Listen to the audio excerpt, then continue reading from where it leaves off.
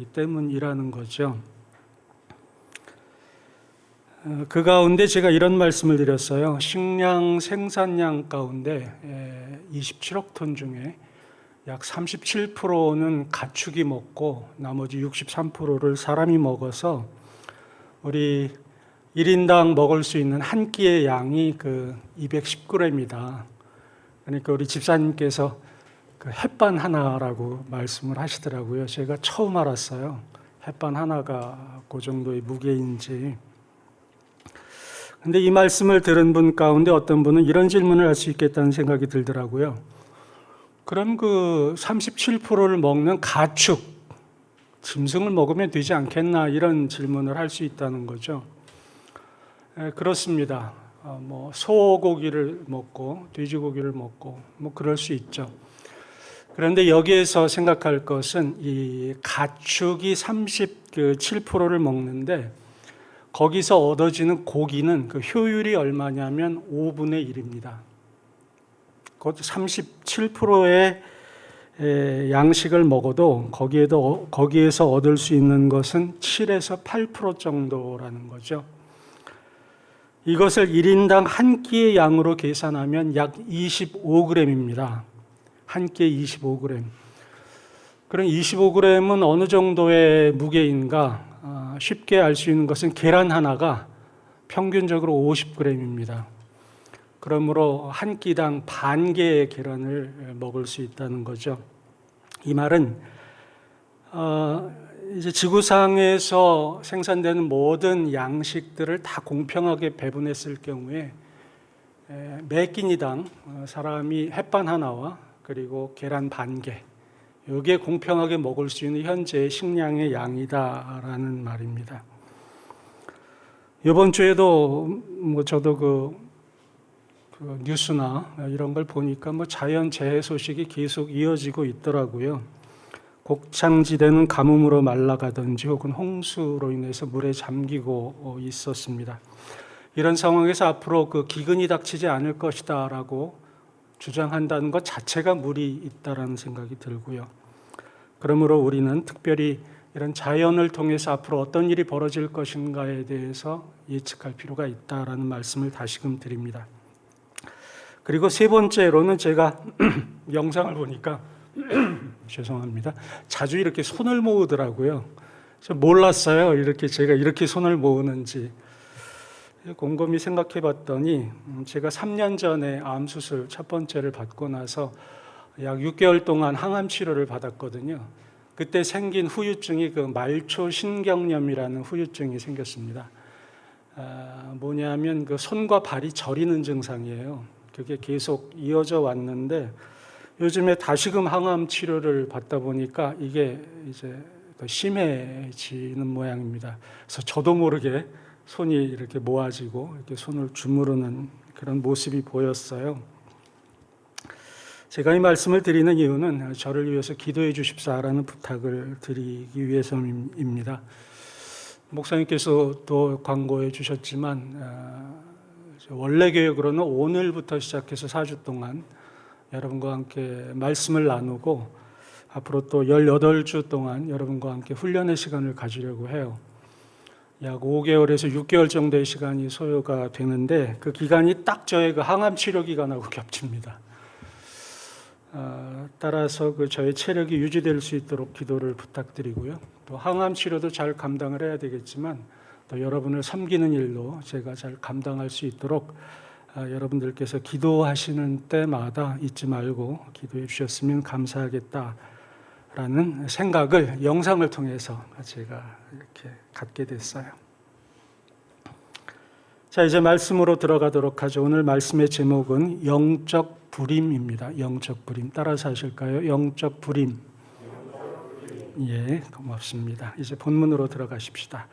본문 14절과 15절을 제가 봉독해 드립니다.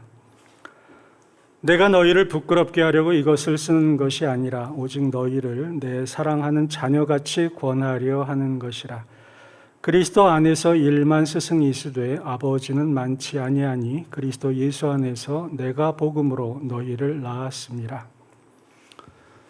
오늘 말씀을 시작하면서 여러분에게 먼저 부탁드리는 것은 바울이 이야기한 것처럼 오늘 전체의 내용이 여러분을 부끄럽게 하려 함이 아닙니다. 또 손을 모았네요. 여러분을 책망하거나 여러분이 잘못됐다라는 이야기를 드리려고 오늘 강론을 준비한 게 아니라는 말씀입니다. 우리는 본문에서 하나님이 우리에게 주시는 말씀을 듣기 위함이지 서로의 어떤 잘잘못을 지적하거나 또 지적받기 위함이 아니라는 것을 먼저 말씀을 드립니다.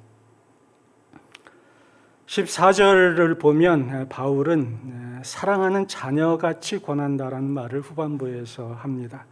그리고 15절에서 너희를 낳았다라고 이야기해요.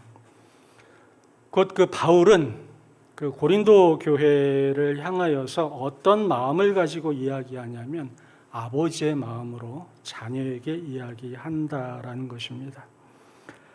15절에서 내가 복음으로써 너희를 낳았다라고 이야기한 것을 보면 바울이 고린도 교회에게 복음을 전했고 이 복음을 전한 것으로 인해서 고린도 교회 교우들이 새 생명을 얻게 됐다라는 것이죠. 곧 바울은 이들을 영적으로 임신했으며 이들을 영적으로 출산한 관계임을 우리가 알 수 있습니다.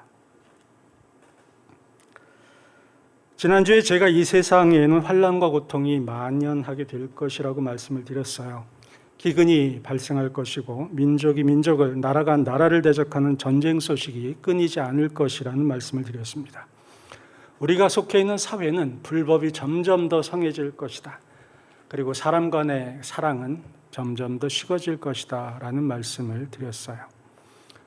그와 동시에 잊지 말아야 할 것이 있는데 이렇게 한편으로 사회는 참 비관적으로 흐르지만 그러나 하나님께서 세우신 한 가지의 계획이 있다.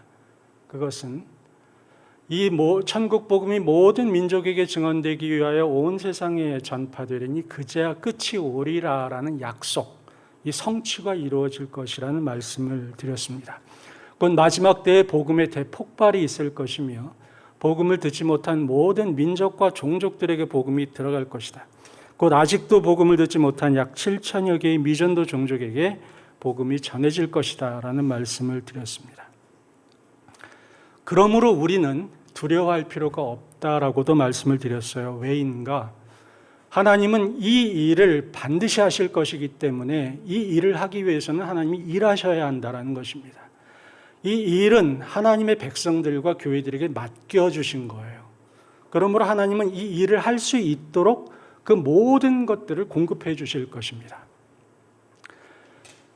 하나님의 지원이 없이 이 일을 할 수는 없어요. 곧 세상에는 기근과 지진과 전쟁과 참 소위 말한 우리가 생각하는 모든 비관적인 일이 생긴다 하더라도 그럼에도 불구하고 하나님은 하나님의 백성들을 보호하실 것이며 하나님의 백성들을 사용해서 이 일을 완성하실 것이라는 말씀입니다. 제가 5년 전에 이곳에 한국으로 와서 처음 여러분에게 말씀드릴 때 이런 말씀을 드렸어요. 제가 한국에 들어올 때 16만 원을 가지고 들어왔다라고 말씀을 드렸습니다. 그리고 나서 벌써 4년과 5년이 지났습니다. 제가 어떤 특별한 직업을 가진 적이 없어요. 물론 간간히 우리 가족이 어떤 그 프리랜서에 특별히 이제 딸이 그런 일들을 해서 수입을 갖긴 했지만 그러나 특별히 어떤 금전적인 그 획득을 위해서 노력하지 않았습니다. 그럼에도 불구하고 하나님은 저와 저희 가정을 붙드셨고 모든 것을 공급하셨습니다. 2번의 수술도 다 받게 하셨고 항암 치료도 계속 할 수 있도록 공급하셨어요. 이 일이 무엇을 증명하냐면 하나님께서 책임지신다라는 것입니다. 그 사례 가운데 하나가 저이고 그 사례가 바로 여러분들이라는 말씀이죠. 그러므로 우리는 이러한 사회적 현상, 국제적 현상을 가지고 두려워할 것이 아니라 이제 포커스를 어디로 맞춰야 하느냐, 하나님이 도대체 나를 어떻게 사용하실 것인가에 대하여 맞추어야 한다라는 사실입니다. 주님께서 이런 말씀을 하셨잖아요. 무엇을 먹을까, 무엇을 입을까 두려워하지 말라라고 말씀하셨죠. 이것 두려워하지 말라라는 겁니다. 그리고 말씀하시지 않았습니까? 너희는 먼저 무엇을 구하라? 그의 나라와 그의 의를 구하라고 말했습니다.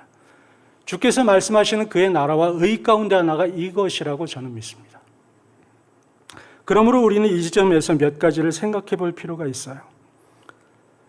그 첫째는 뭐냐면 하나님께서 구원하시기로 작정하신 백성들은 반드시 한 명도 빠짐없이 다 구원하실 것이라는 사실입니다. 곧 7천여 개의 미전도 종족에게 한 종족도 빠짐없이 하나님은 선교사들을 보내실 것이다. 그리고 그들로 하여금 복음을 전하게 하실 것이고 또 그들로 하여금 전해진 그 복음이 그 종족 가운데 뿌려질 것이며 그 종족을 구원 가운데로 인도하실 것이라는 것입니다. 그것과 함께 우리가 또 놓치지 말아야 할 사실이 있습니다. 그것은 하나님이 구원하실 백성이 저 먼 곳에 있는 미전도 종족에게만 국한된 것이 아니라는 것입니다. 그것은 우리가 살고 있는 이 한국 땅, 우리 주변에 있는 사람들 가운데에도 아직은 예수님을 믿지 않지만 구원하기로 창세전에 작정한 사람이 있다는 것이에요. 하나님이 작정하셨으면 하나님은 반드시 그 사람을 구원시키실 것이라는 것입니다. 우리의 가족이나 친지 혹은 친구나 동료들 가운데 아직은 예수님을 믿지 않으나 구원하기로 작정하신 분이 있어요. 그분을 우리가 A라고 하죠. A라는 분이 있습니다. 구원하기로 작정했다라는 것은 곧 무엇을 이야기하냐면 구원하기로 작정하지 않은 사람이 있다는 것입니다. 이것을 유기라고 이야기하고 하나님이 버렸다라고 하는 것이죠. 이 땅에는 두 종류의 사람이 있을 뿐입니다. 하나님이 구원하기로 작정하신 택하신 백성이 있고 하나님이 작정하지 않으신 버린 사람이 있다는 것입니다. 그러므로 사도행전 13장 48절은 다음과 같이 기록하고 있습니다. 이방인들이 듣고 기뻐하여 하나님의 말씀을 찬송하며, 그 다음 말씀이 중요합니다. 영생을 주시기로 작정된 자는 다 믿더라라는 것이에요. 영생을 주시기로 작정된 자는 다 믿습니다. 한 사람도 예외가 없다라는 것이죠. 그리고 이 지점에서 우리는 두 번째를 살펴보아야 하는데 그것은 문제가 하나 있어요, 여기에. 그것은 우리의 눈으로 누가 A인지 누가 B인지 모른다는 것입니다. 그것을 알면 A에게만 찾아가서 집중적으로 복음을 전하면 될 텐데 우리는 그것을 잘 몰라요. 지금 우리의 눈으로 보면 저 사람은 아무리 복음을 전해도 구원받지 못할 거야 라고 생각하는 사람이 있을 수 있는데 하나님의 관점으로는 구원하기로 작정된 사람일 수 있다는 것입니다. 예를 들면 스데반을 살해하는데 그 죽이는데 앞장섰던 사람이 있잖아요. 증인의 역할까지 한 누굽니까? 사울이라는 청년이잖아요. 그런데 그 사람이 나중에 누구로 바뀌나요? 오늘의 본문을 기록한 사도 바울로 바뀝니다. 스데반을 죽이는 그 장면에서의 사울을 사람들이 볼 때 저 사람을 하나님께서 구원하기로 작정했을까라는 질문을 던지고 그렇다라고 답할 사람은 거의 없었을 것입니다. 사울이 다메섹 도상에서 눈이 멀고 그리고 그곳으로 들어갔을 때 많은 사람들은 그에게 접근하기 두려워합니다. 왜? 저 사람이 이렇게 소위 말해 회심한 척하는 것이지 결코 회심한 것은 아니야라고 생각했기 때문이죠. 그러나 하나님은 그를 이미 창세전부터 택하셨고 그를 대사도로 만들기 위하여 하나님의 일을 하셨다는 것이에요. 곧 우리의 주위에 있는 사람들 가운데 그 누구가 A인지 그 누가 B인지를 알 수 없다는 것입니다. 그리고 이 지점에서 생각해야 할 세 번째는 이 A가 구원으로 다다르는 그 방법은 딱 하나가 있는데 그것은 바로 전도라는 것 이외에는 다른 방법이 없다라는 것이에요. 로마서 10장 13에서 14절은 이렇게 이야기하고 있습니다. 누구든지 주의 이름을 부르는 자는 구원을 받으리라. 그런즉 그들이 믿지 아니하는 일을 어찌 부르리요? 듣지도 못한 일을 어찌 믿으리요? 전파하는 자가 없이 들으리요. 그대로 화면 놓으시고요. 이 말씀을 거꾸로 한번 보세요. 전파하는 자가 없이 듣겠는가? 그리고 그 앞으로 보면 듣지 못했는데 어떻게 믿겠는가 이런 말을 해요. 그 말은 뭐냐면 들어야 믿음이 생긴다는 겁니다. 그런데 그 들음이 있기 위해서는 누군가 전해야 한다는 것이죠. 이것이 바로 하나님께서 세우신 방법입니다. 하나님이 꿈에 나타나셔서 얘야 내가 나를 믿거라. 그러면 얼마나 좋겠어요. 물론 하나님이 그렇게 한 사람 두 사람은 하실 수도 있을 것이라고 저는 생각합니다만, 그러나 그것은 하나님이 세우신 방법, 룰이 아닙니다. 하나님이 구원하시기 위해 사람을 구원하시는 것 유일한 방법으로는 복음을 전하는, 전도하는 것 이외에는 하나님이 다른 방법을 쓰지 않으신다는 것이죠. 그래서 마지막으로 이 지점에서 생각할 게 뭐냐면, 하나님은 그들이 복음을 전할 수 있도록 우리 하나님의 백성들, 그리스도인들을 그들이 사는 곳에 배치하셨다는 것입니다. 우리는 누가 A인지 B인지 모르지만 그들의 삶 가운데 배치하신 거예요. 그래서 그들로 하여금 우리의 모습을 보고, 우리의 행동을 보고, 우리의 삶의 태도를 보고, 우리가 말하는 것을 보고 들으면서 예수 그리스도를 발견해 가도록 하나님이 조치하셨다는 것입니다. 그러므로 이제 우리가 생각해야 될 건 뭐냐면, 우리는 지금 무엇에 대해서 관심을 가지고 사는가를 물어봐야 한다는 거죠. 내가 얼마나 연봉이 더 높아지는가? 내가 얼마나 이런 기근과 앞으로 닥칠 이런 재난들에 대해서 보험을 많이 들어놓는가에 대해서 관심을 가지고 사느냐? 아니면 이러한 것들은 다 하나님이 책임져 주실 것이다. 그러므로 내게 주어진 삶의 터전에서 나는 최선을 다하면 된다라는 이런 담대하고 평안한 마음을 가지고 살되, 삶의 궁극적인 포커스는 여기에 맞춰서 사는 것, 이것을 우리가 한번 생각해 볼 필요가 있다는 것이죠. 곧 우리 주위에서 살고 있는 그 A라는 사람들, B는 포기해야 합니다. A라는 사람들이 정말 나로 하여금 하나님이 나를 그의 삶의 주위에 배치하셨는데 내가 그에게 정말 예수 그리스도를 알게 하는 도구로 내가 사용되고 있는가를 물어보아야 한다는 거죠. 그들에게 복음을 전하기 위해서는 그들의 삶에 집중해야 합니다. 그들이 어떠한 삶의 정황이 있는지 알아야 해요. 예수님께서 우리를 구원하시기 위해서 어떤 일을 하셨습니까? 하늘의 모든 영광과 그 지위를 버리시고 인간이 되셨어요. 그래서 인간의 삶을 체휼하셨습니다. 동일해요.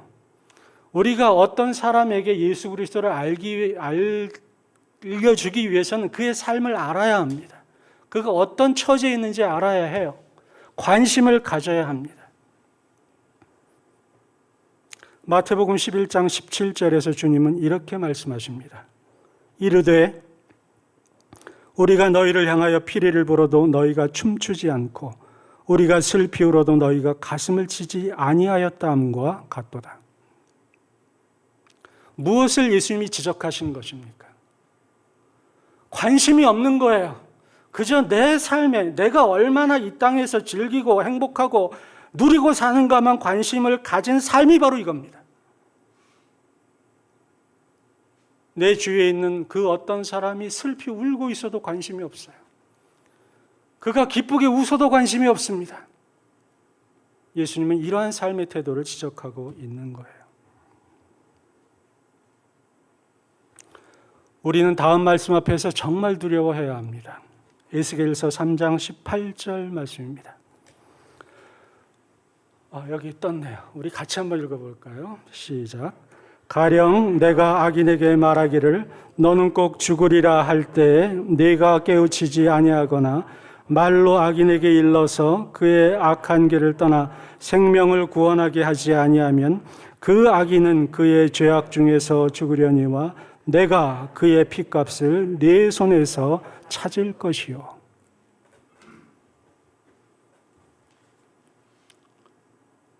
두려운 말씀입니다.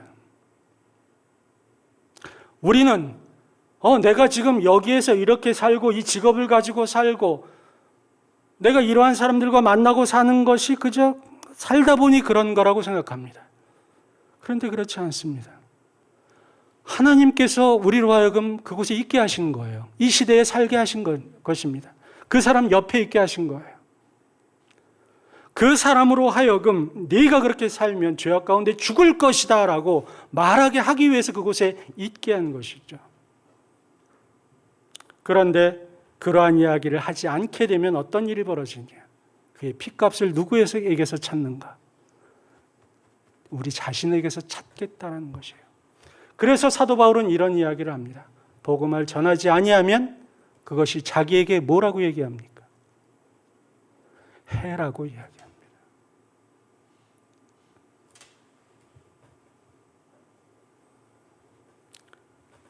이제 이러한 복음을 전하는 것, 그것을 통해서 새 생명을 얻게 하는 것, 이걸 이제 영적 출생, 영적 탄생이라고 하는데 그 반대되는 개념이 뭐냐면 그렇게 하지 못하는 것입니다.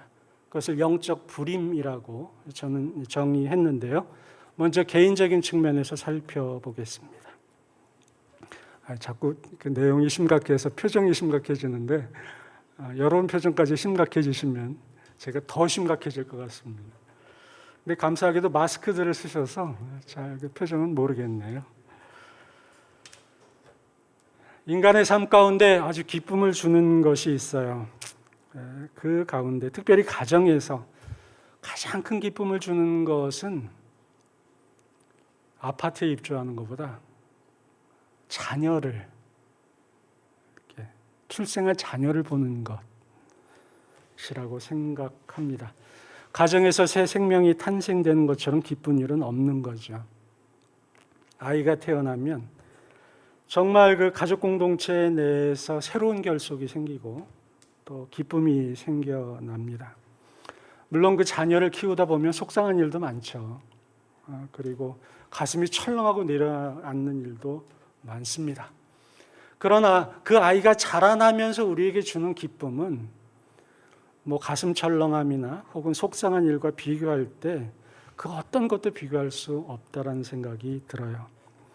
제가 지금 머물고 있는 선교관이 있는데요. 제가 1층에서 살고 2층이 이제 그 선교관에 이제 소유하신 장로님이 살아요. 그 손녀되는 그 아이가 수아라는 아이가 있습니다. 지금 한 2살 정도 됐나요? 이 아이가 가끔 이제 저희 집에 놀러 올 때가 있어요. 저희 집도 어느새인가 이제 그 노화돼 가지고 대화가 별로 없는데요.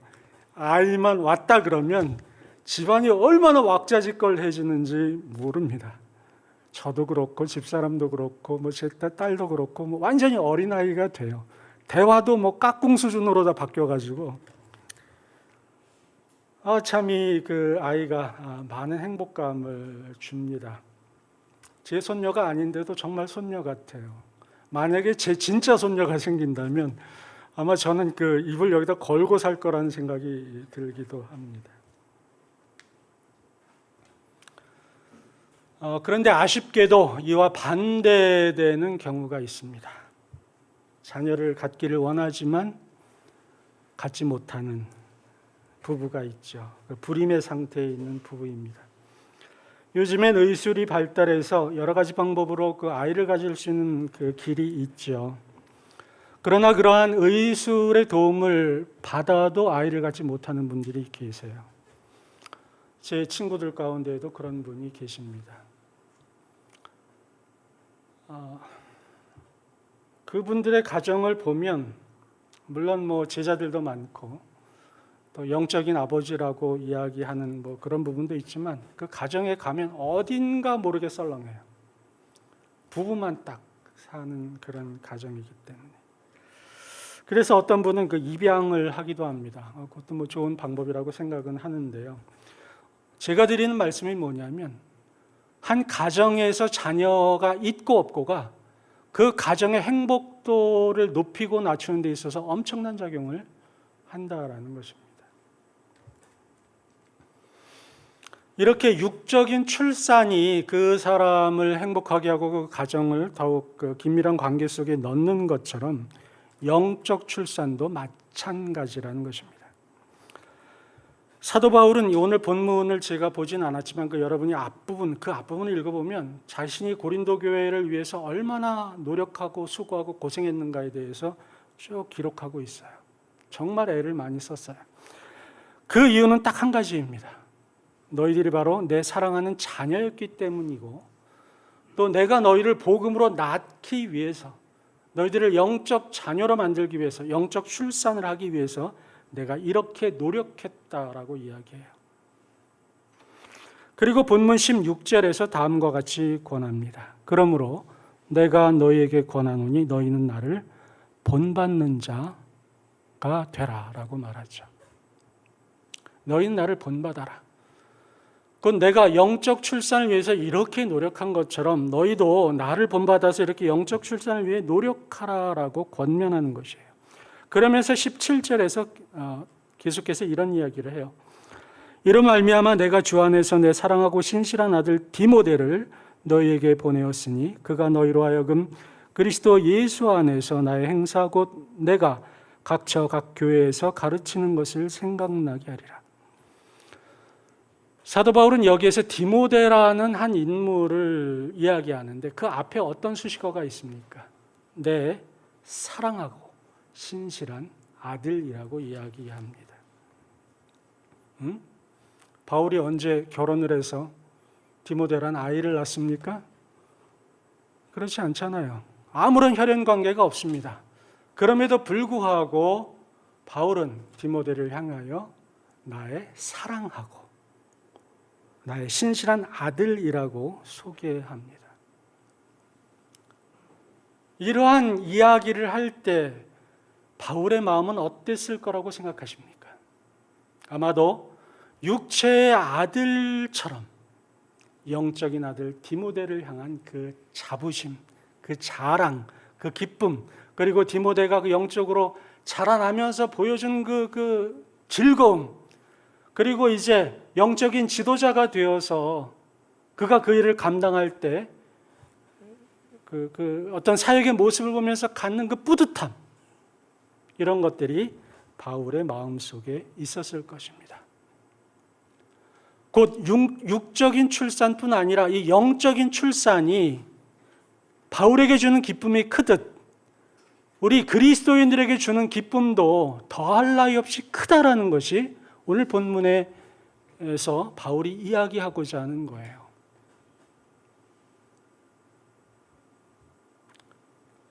그러므로 저는 이 시간에 저에게 그리고 여러분에게 아주 심각한 질문 하나 드립니다. 여러분, 그동안 여러분은 영적인 출산을 경험하신 적이 있습니까?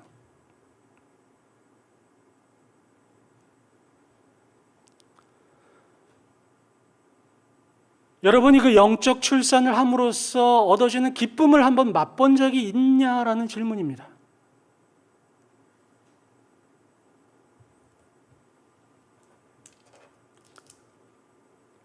반대로 아쉽게도 영적 불임 가운데 있음으로 인해서 전혀 그런 걸 경험해 보지 못하고 자신이 자신의 영혼을 볼 때 영혼 속으로 들어가 보면 어딘가 공허하고 어딘가 어두운 부분이 있지는 않습니까?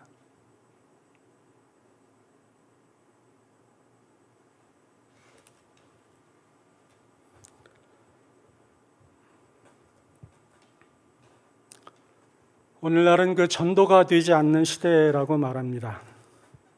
크게 두 가지를 이야기해요. 첫째는 시대가 바뀌었다라고 이야기합니다. 예전에 70년대, 80년대에는 건물에 십자가만 딱 세워놓아도 사람들이 몰려왔다고 합니다. 그러나 지금은 기독교에 대해서 얼마나 냉소적인지 모릅니다. 이러한 주장이 틀린 것이 아닙니다. 정말 그 안티 기독교적인, 반 그리스도적인 그런 그 이야기들이 이 땅에 너무 넘쳐나더라고요. 제가 참 아끼고 사랑하는 분들을 만나서 대화를 해보면 직장 다니는 분들이 직장에서 내가 그리스도인이라고 이야기하기가 참 두려워진다라고 말해요. 저희 이해합니다. 시대가 바뀌었다. 예. 두 번째는 이제 코로나의 영향 때문이다라고도 이야기합니다. 코로나가 우리에게 준 게 뭡니까? 거리두기예요. 거리두기. 지금은 조금 덜해졌습니다만 코로나가 한참 유행할 때는 누가 저쪽에서 걸어오잖아요. 그러면 먼저 보는 게 저 사람이 마스크 썼나 안 썼나였고, 마스크를 썼다라고 하더라도 이 사람이 가까우면 싹 피해서 제가 그렇게 가더라고요. 교회에 오게 되면 혹은 대형 교회 같은 데 보면 사람들이 뭐 여기 저기 띄엄띄엄 이렇게 앉을 수밖에 없어요. 예전에는 교회에 오면 그 함께 합심 기도라는 걸 했습니다. 손 붙잡고 기도하고 어깨 얹고 기도하고. 코로나 시대에 그거 할 수 있습니까? 이러한 실제적 분리가 사회뿐 아니라 교회 안에서도 이루어졌다라는 거죠. 그런데 누군가를 만나서 그에게 예수 그리스도를 전하고 복음을 이야기한다.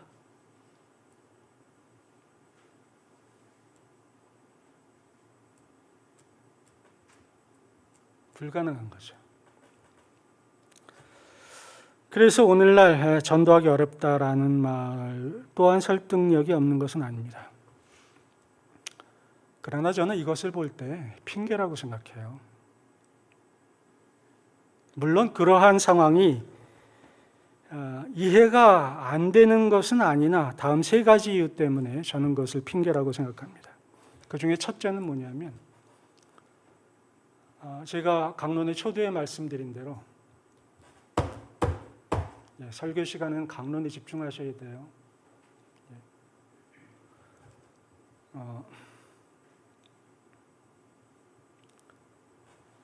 제가 아까 말씀드린 바대로 이 땅에는 하나님께서 그러니까 구원하기로 작정하신 A라는 사람이 있다라는 거예요. 에베소서 1장 4절에서 창세 전에 그리스도 안에서 택했다라는 그 사람이 있는 겁니다. 아무리 전도가 어려워지고 아무리 세대가 그렇게 폐악하게 바뀌어도 그런 사람이 있다라는 거예요. 어떻게 할 수 있느냐? 아직도 어린아이들은 계속 태어나요. 우리 같이 걷는 교회도 예쁜 어린아이들이 불과 몇 년 사이에 이 땅에서 우리들의 가족이 되지 않았습니까? 그들을 다 받은 백성들이고 이미 창세전에 구원을 결정한 백성들이에요. 하나님의 백성들. 그럼 이 땅에 살고 있는 그 많은 태어난 어린아이들 가운데 택한 백성이 없다? 누가 그렇게 얘기할 수 있겠습니까? 오늘날 코로나가 만연하면서 많은 또한 영혼들이 교회를 떠났어요. 소위 가나안 교인들이 됐습니다. 안 나가 교인들. 그럼에도 불구하고 나는 구원받았다라고 자부하는 그런 사람들이 있어요. 그 가운데에는 유기된 사람들도 물론 있을 것입니다. 그러나 그 가운데 아직 구원의 어떤 맛을 더욱 느껴야 하고 하나님의 일을 감당해야 할 그 백성들이 그 안에 있다라는 것이죠. 그럼에도 지금 교회에 출석하지 않아요. 두 번째는 이러한 사람들을 향한 전도의 명령이 여전히 지속되고 있다는 것입니다. 이와 관련해서 사도 바울은 디모데후서 4장 2절에서 이렇게 말합니다. 너는 말씀을 전파하라. 때를 얻든지 못 얻든지 항상 힘쓰라 하고 말합니다. 때를 얻든지 못 얻든지 항상 힘쓰라. 오해하지 마십시오. 힘써 주었으면 좋겠다. 혹은 그래, 네가 좀 어려운 상황이니까 나중에 힘썼으면 좋겠다. 이런 말이 아닙니다. 항상 힘쓰라.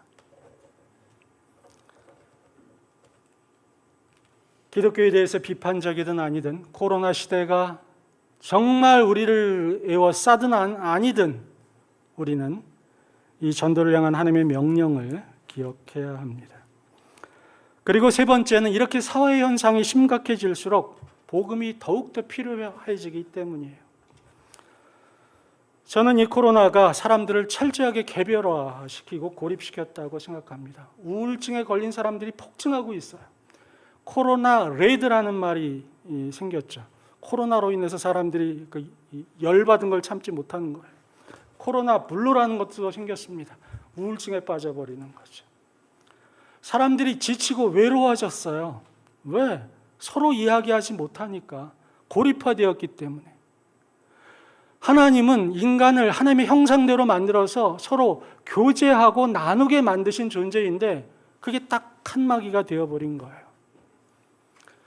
여러분 한번 여러분 주위에 있는 사람들과 이제 앞으로 여러분 강론을 통해서 또 훈련을 통해서 이야기하겠지만 한번 접근해 보기 시작하면은요, 이게 얼마나 심각하게 이들이 고통당하고 있는가를 우리는 쉽게 또 알게 됩니다.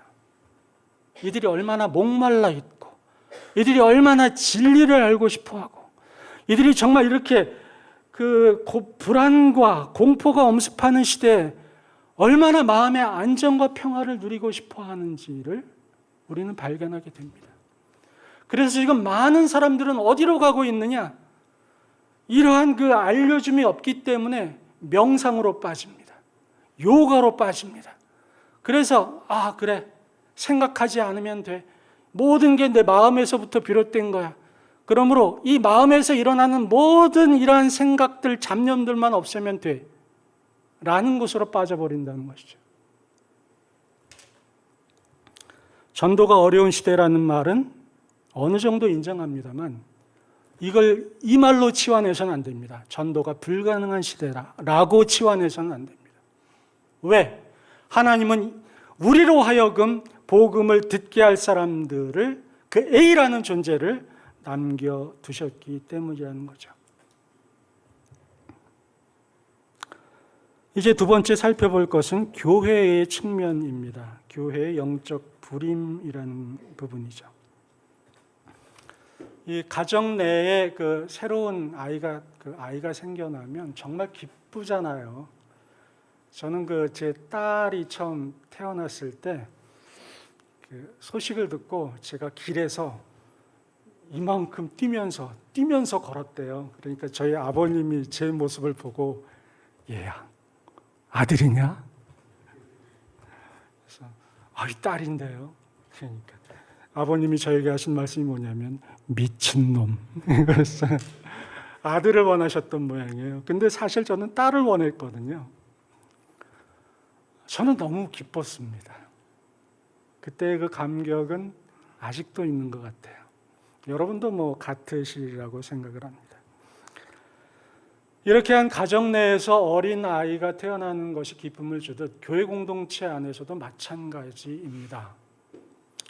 여러분, 교회 공동체가 이렇게 함께 매주일마다 예배를 드리는데 새로운 얼굴이 오고 그 새로운 분이 말씀 안에서 잘 자라가는 모습을 보면 그 공동체 내에 활기가 돌아요. 기쁨이 생깁니다. 그와 반대로 교회 공동체의 구성원의 바뀜이 없어. 그저 한 달 전에 만났던 분의 얼굴이 지금하고 똑같고, 지난주 분이 이번 주와 똑같아요. 물론 다른 교회에서 신앙하는 분이 가끔 오시기도 합니다만 예수님을 전혀 믿지 않는 분이 예수님을 믿고 커가는 것과는 조금 달라요. 왜? 이분은 이미 교회에 대해서 다 알고 계신 분이거든요. 거기에서 어떠한 영혼이 커가는 그 생동감 찾아보기 어렵습니다. 이렇게 교회 공동체 내에서 새로운 영혼이 태어나고 자라는 이러한 것을 경험하지 못하는 교회 공동체는 주로 무엇을 하게 되냐면 구제나 외부 지원이나 외적 행사들을 많이 합니다. 그 행사를 할 때는 그 교회가 정말 뭐가 돌아가는 것 같아요. 그런데 그 행사가 마쳐지고 나면 또 원상복귀가 됩니다. 여러분, 그러면 왜 이러한 교회 공동체가 영적 출산을 이루지 못하게 될까요? 저는 그 이유를 다음 세 가지로 찾습니다. 첫째, 무관심하기 때문이에요. 이 무관심을 오해하시는 것은 어떤 거냐면, 그러면 우리 교회는 전도에 대해서 얘기하지 않는구나. 반대로, 우리 교회는 전도에 대해서 많이 얘기하는구나. 그러면 무관심한 게 아니구나라고 오해한다는 거예요. 예를 들어서 어떤 교회가 정기적으로 혹은 부정기적으로 전도 대회를 엽니다. 그래서 막 구역별로 목장별로 인원을 책정하고 다 모아가지고 대회를 해요. 선물도 주고. 그러면 전도한다라고 생각하는 거예요. 문제는 그 행사가 마쳐진 다음입니다. 예를 들어서 300명이 모인 교회였다. 전도 행사를 할 때는 500명이 모여요. 200명이 늘어난 거잖아요. 와, 우리 교회 전도 많이 했다. 그런데 2달이 지나 봅니다. 그리고 성도 수를 보니까 300명. 뭐를 얘기하는 걸까요? 전도한 게 아닙니다. 행사를 한 거예요. 무엇을 말하고자 하냐면 성경이 이야기하는 전도, 성경이 말하는 복음 증거는 하지 않은 거예요. 그냥 교회의 행사를 한 겁니다. 사람들의 숫자는 늘리려고 노력했지만 사실은 전도에 대해 무관심했던 겁니다. 두 번째, 무기력함 때문이에요. 무기력. 금방 말한 대로 지금은 사회현상이 그래. 어쩔 수 없어. 코로나 때문이야. 우리 교회는 대형교회가 아니기 때문이야. 우리 교회는 재정 상태가 어려워. 전도를 위해서 훈련된 성도가 없어. 우리 교회가 있는 데는 농촌이야. 인구가 줄고 있어. 이런 여러 가지 이유를 이야기합니다. 근데 제가 다시 지금 반문을 해요. 그러면 그런 동네에는 하나님이 택하기로 작정하신 영혼이 없을까라는 거죠. 세 번째는 무지함 때문입니다. 무지함. 제가 파주에 살고 있는데요.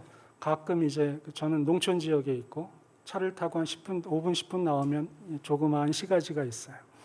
거기를 가게 되면 가끔 겨울이나 어떤 때, 지난 겨울 때인 것 같아요. 길에서 차를 나눠주더라고요. 따뜻한 차를 나눠줘요. 교회에 이렇게 조그만 명패를 세워놓고, 그리고 화장지 붙은 전도지를 나눠줍니다. 그냥 전도지는 안 받으니까 화장지를 붙였나 봐요. 저는 그곳에 가서 전도지를 받아요. 일부러 화장지도 받고, 그리고 수고하신다라고 이야기를 합니다. 그런데 그 전도지를 받아서 이렇게 주머니에 넣고 가면서 스스로에게 이런 질문을 해요. 저 화장지를 받고 저 교회에 출석할 사람은 몇 명일까?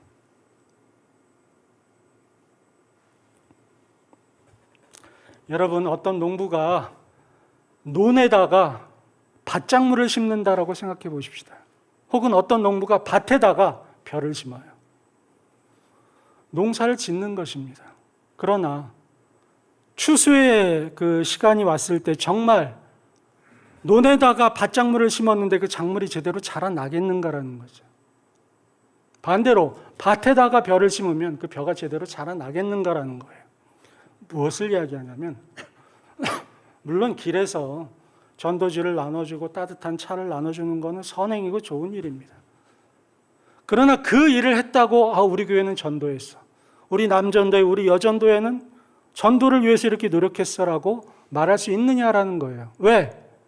성경은 다른 형태의 전도를 이야기하고 있기 때문이에요. 곧 그들이 정말 전도에 대한 지식이 있는가라는 질문을 저는 그 휴지를 주머니에 넣으면서 스스로에게 합니다. 물론 그러한 일을 해서 1000개의 전도지를 나눠주었는데 한 명이 그 불신자가 그것을 가지고 예수님을 믿게 되었다면 그것도 굉장히 중요한 일입니다만, 그러나 그들이 이러한 1000개의 그 휴지를 나눠주는 그 노력을 다른 형태로 해서 가령 10명의 어떤 그 새로운 영혼이 예수를 믿게 했다면 그걸 택해야 되지 않나요?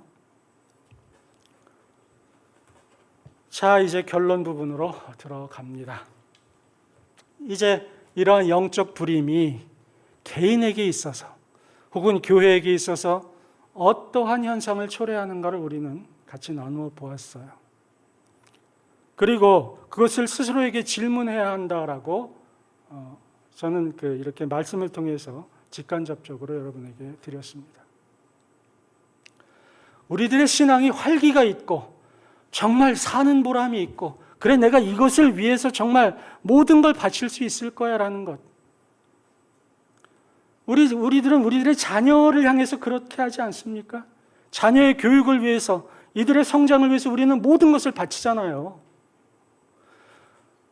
우리가 개인적으로 영적인 어떤 출산을 했을 때 얻어지는 기쁨, 맛보지 않으면 모릅니다.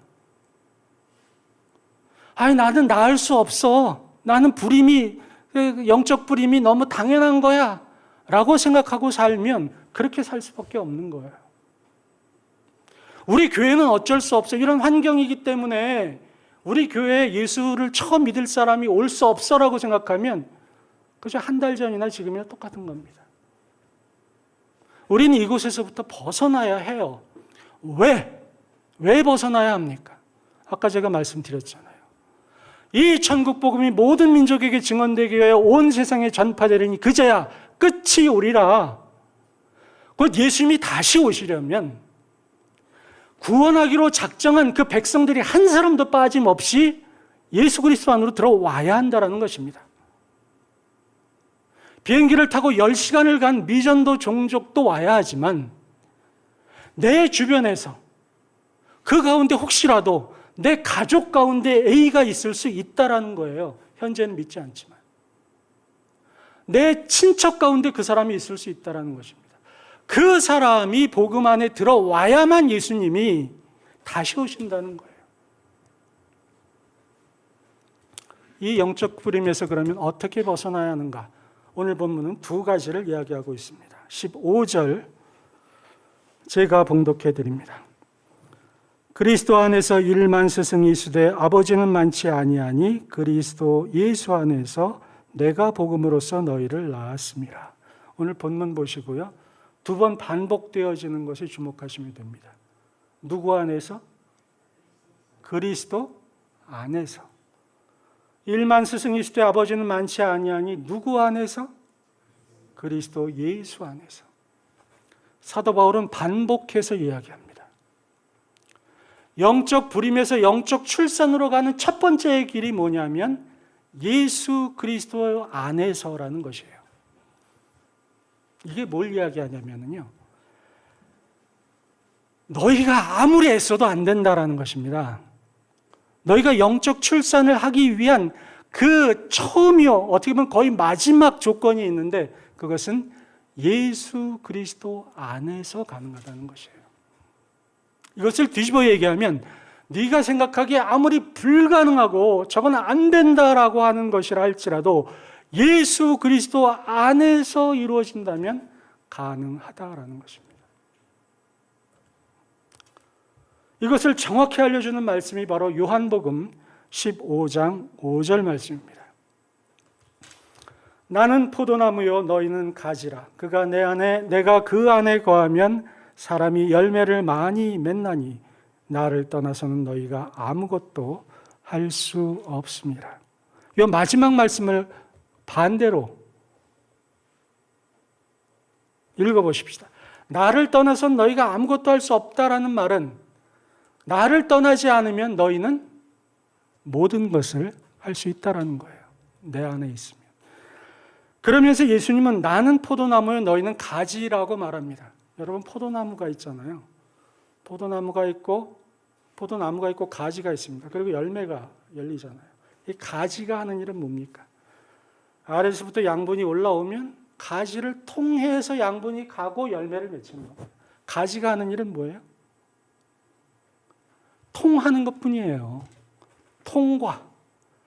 곧 나를 통해서 가는 것뿐입니다. 그 능력, 그 영양분, 이러한 것들이 내 안에서 생성되는 것이 아니에요.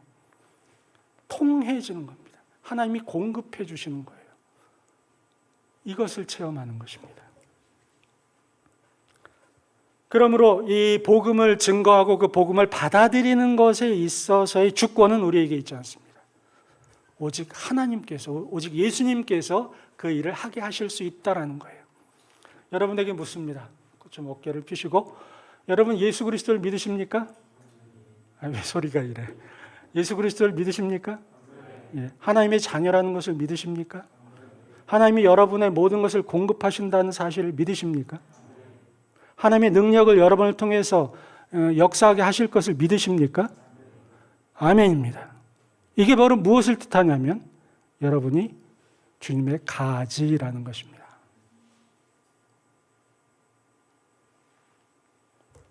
사도 바울은 골로새서 4장 3절에서 다음과 같이 이야기합니다. 또한 우리를 위하여 기도하되 하나님이 전도할 문을 우리에게 열어주사 그리스도의 비밀을 말하게 하시기를 구하라. 내가 이 일 때문에 매임을 당하였도다. 기도하되 하나님이 전도할 문을 내게 열어달라라고 기도합니다. 내게 열어달라. 바울이 전도하면 됐지. 그럼 되잖아요. 근데 바울은 하나님이 내게 전도할 문을 열어달라고 그렇게 기도해달라고 부탁하는 거예요. 바울마저도. 곧 여러분 요거 잊지 마십시오.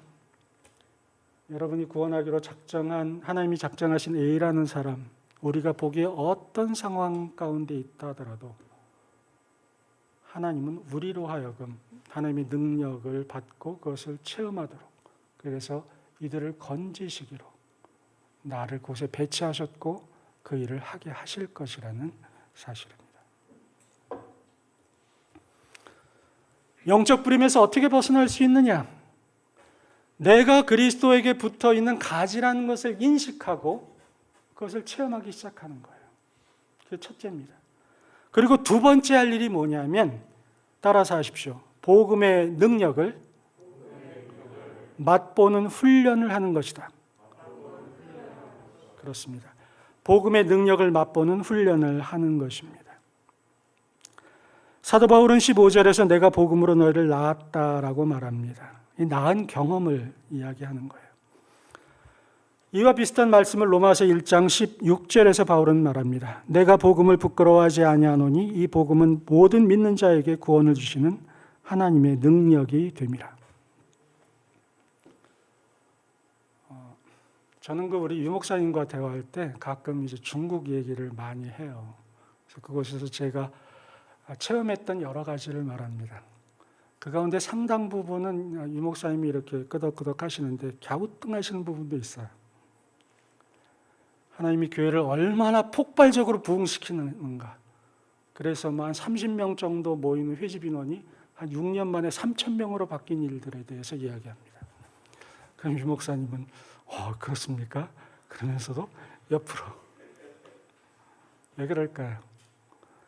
저는 그것을 맛봤지만 우리 목사님은 그것을 경험하지 못하셨기 때문이에요. 그게 나쁜 것이 아니잖아요. 경험을 못했으니까. 복음은 능력이라는 것을 우리로 하여금 맛보게 합니다. 맛보게 한다는 것은 맛을 보기 전에는 모른다는 뜻이에요. 사람의 변화는 복음으로만 되어집니다. 하나님의 말씀으로만 변화되고 하나님의 말씀으로만 그 영혼이 성장되게 되어 있어요. 그리고 하나님의 말씀으로 인해서 그 말씀을 통한 능력으로 인해서 그가 정말 파워풀한, 정말 능력 있는 그런 삶을 살게 하십니다. 데살로니가전서 1장 5절에서 우리의 복음이 너희에게 말로만 이르는 것이 아니라 또한 능력과 성령의 큰 확신으로 된 것이라고 바울은 말합니다. 여러분, 영적 불임의 상태에서 영적 출산의 상태로 바뀌고 이러한 삶을 우리가 체험하기 시작하면 우리는 새로운 세계를 발견합니다. 이야, 하나님이 이렇게 하시네. 예전에는 침울하고 어딘가 어두운 그런 삶의 부분들이 사라지기 시작해요. 그 삶에서 어린아이의 기쁜 어떤 웃음소리가 들립니다. 비록 나의 말이 까꿍까꿍하게 바뀌어도 그 마음은 정말 말할 수 없는 그런 그 구름을 나는 듯한 그런 느낌을 갖게 된다는 것이죠. 이 맛봄은 훈련을 통해서만 가능합니다. 맛보지 않으면 이것을 경험할 수 없어요. 이 맛봄이라는 것이 바로 뭐냐면 훈련입니다. 여러분, 전도는요, 그냥 예수 믿으세요 하면 전도라고 하지만 아니에요. 예수님은 그 제자들을 부르실 때 내가 너로 하여금 사람 낚는 어부가 되게 하리라라고 하셨어요. 그리고 나서 3년 동안 데리고 다니셨습니다. 아니 사람 낚는 어부 능력 팍 줘가지고 그냥 하면 되지 3년이나 왜 데리고 다니십니까? 훈련이 필요하기 때문에. 여러분의 개인적인 삶이 영적 불임 가운데 혹시라도 있지는 않습니까? 여러분이 속해 있는 교회 공동체가 영적 출생의 기쁨들을 자주 맛보지 못하고 있지 않습니까? 그렇다면 해야 할 일은 훈련 받아야 합니다. 내가 훈련되어져야 돼요. 내 가정에서 영적인 출산이 이루어지도록, 내 삶에서 영적인 출산이 이루어지도록 훈련되어져야 합니다. 교회 공동체도 마찬가지예요. 제가 지난주에 그런 말씀 드렸잖아요. 우리 같이 걷는 교회가 미국으로 가는데 인천공항까지 지금 자동차 타고 잘 달려오셨다. 그 과정이 있어야 했다. 이제 미국 가려면 비행기로 갈아타야 한다라고 말씀드리지 않았습니까? 이제 제가 보기에 같이 걷는 교회 공동체가 해야 할 일은 이제 비행기로 갈아타는 일입니다. 훈련받아야 해요. 그래서 영적 불임의 어떻게 보면 그 암울함과 그 어둠에서 벗어날 필요가 있습니다. 그리고 예수님의 다시 오심을 내가 준비해 나가야 되는 거예요. 그 중에 하나는 여러분이 미전도 종족 거기로 갈 필요 없습니다. 선교사들이 다 갈 거예요. 우리가 해야 할 일은 내 주변에 있는 그 A라는 사람에게 복음이 전해지느냐 안 전해지느냐는 겁니다. 누굴 통해서? 나를 통해서. 말씀을 맺습니다. 그러므로 우리는 진지하게 자기 자신을 살피고 내가 속한 교회 공동체를 살펴야 합니다. 과연 영적 출산은 제대로 이루어지고 있는가? 혹시라도 영적 불임 상태에 빠져 있는 것은 아닌가를 살펴보아야 합니다. 주님께서는 우리로 하여금 우리들의 영적인 삶 속에 어린아이의 웃음소리가 가득하기를 원하십니다. 우리 공동체도 이제 하나님께서 그 하나님이 새롭게 부르시는 그 백성들로 채워지기를 원하십니다. 여러분에게 그런 기회를 하나님께서 주신다라고 저는 믿습니다. 자신의 성숙을 체험하시기를, 그리고 교회의 성숙을 체험하시기를 예수님의 이름으로 축원합니다. 오늘의 말씀의 제목은 영적 불임이었습니다.